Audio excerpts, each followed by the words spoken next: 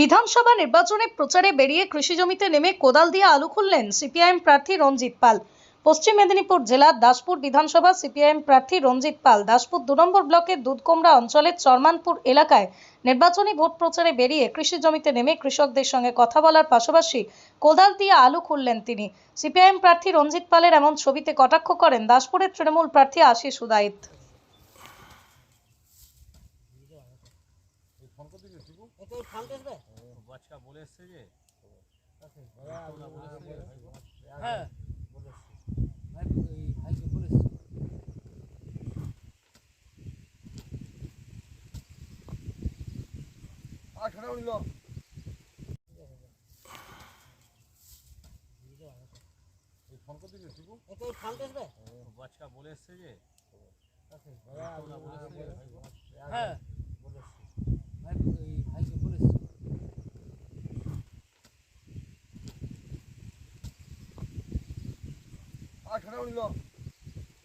কৃষি প্রধান এলাকায় আমাদের চাষিদের আজকের যা সমস্যা, কেন্দ্র রাজ্য সরকারের নীতিকরণে তারা চাষে অনীহা হচ্ছে। যেমন একদিকে আমরা যখন প্রচার করতে যাচ্ছি দেখলাম যে আলু চাষি দাম নেই, ফলন আছে, মারাত্মকভাবে মার খেয়েছে, আত্মহত্যা পর্যন্ত করেছে চন্দ্রকোনায়, আপনারা জানেন।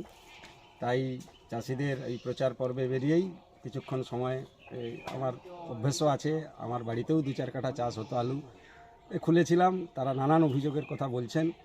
এইবারে আমরা চাই যে বামপন্থী দ্বারা শক্ত করলে, বামফ্রন্ট সরকার পুনরায় প্রতিষ্ঠিত হলে, তাহলে চাষিদের স্বার্থে লাল ঝান্ডা বামফ্রন্ট সরকারের অতীতের যে কাজকর্ম তা আমরা পুনরায় প্রতিষ্ঠিত করে পাশে থাকব।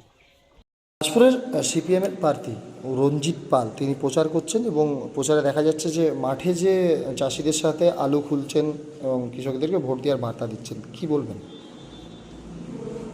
34 বছরের বাম শাসনে আমরা দেখেছি কৃষক সভা হতো, কৃষক সভার চাঁদা উঠত।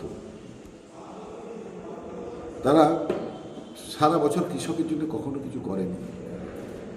বাংলার সম্মানীয় মুখ্যমন্ত্রী মমতা বন্দ্যোপাধ্যায় কৃষকদের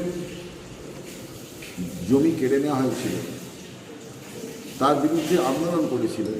সারা বিশ্ব সেই আন্দোলন দেখেছে। একটানা 26 দিন অনশন করে কৃষকের স্বার্থ রক্ষা কীভাবে করতে হয় সেটা মমতা বন্দ্যোপাধ্যায় পথ দেখিয়েছে। তাই আমাদের মাননীয় রঞ্জিত বাবুরা তারা আজকে যেভাবে কৃষক দরদ দেখাতে আসছেন, এটা দেখে কিন্তু আমার মনে হয় যে সাধারণ মানুষ যদি হাসবে যে যারা শুধুমাত্র কৃষক সভার নামে চাঁদা তুলত, কৃষকের জন্য কখনো এক ফোঁটা চোখের জল ফেলেনি, আজকে তারা মাঠে গিয়ে যে দরদ দেখাচ্ছেন এটা হাস্যকর।